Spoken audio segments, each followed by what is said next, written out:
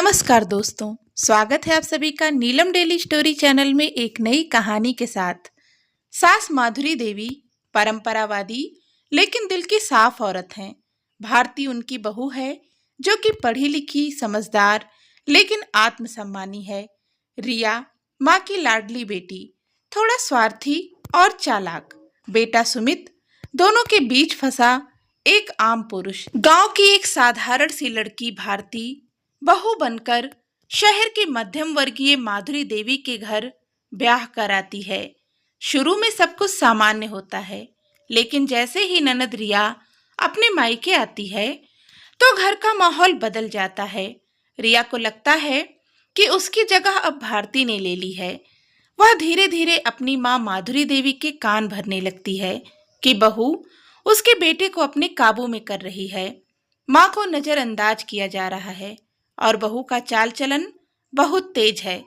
रिया घर में फूट डालने के लिए नए नए षड्यंत्र बनाती है ताकि उनके रिश्तों में दरार आ जाए, जिसके परिणाम स्वरूप माधुरी देवी भारती पर अब पूरी नजर रखने लगती हैं।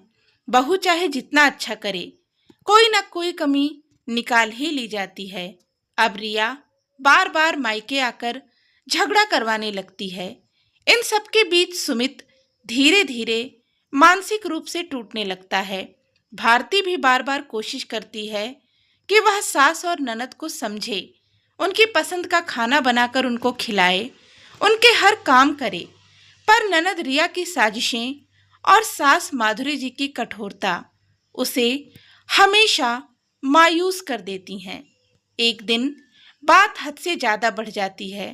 रिया भारती पर झूठा आरोप लगाती है कि उसने घर के गहने चुराए हैं। यह सुन माधुरी देवी बिना सच्चाई जाने भारती को ताने मारती हैं, उसे भला बुरा कहती हैं, यहाँ तक कि घर छोड़कर जाने को भी कह देती हैं। अब बात भारती के आत्मसम्मान पर आती है और वह अपमानित होकर चुपचाप अपने मायके चली जाती है। यह सब सुमित चुपचाप देखता रहा, लेकिन जब बात इतनी ज्यादा बढ़ गई तो सुमित ने पहली बार अपनी माँ से सवाल किया और कहा, माँ, आपने कभी इन बातों पर ध्यान दिया है? जब जब रिया मायके आती है, घर में लड़ाई झगड़े शुरू हो जाते हैं। आखिर क्या कारण है ऐसा? आपने कभी सच्चाई जानने की कोशिश की? आखिर ऐसा क्यों होता है? गलती किसकी है?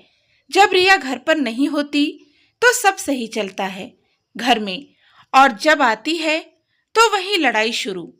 क्या आपने कभी रिया की सच्चाई जानने की कोशिश की? आखिरकार सच्चाई का खुलासा हो ही जाता है।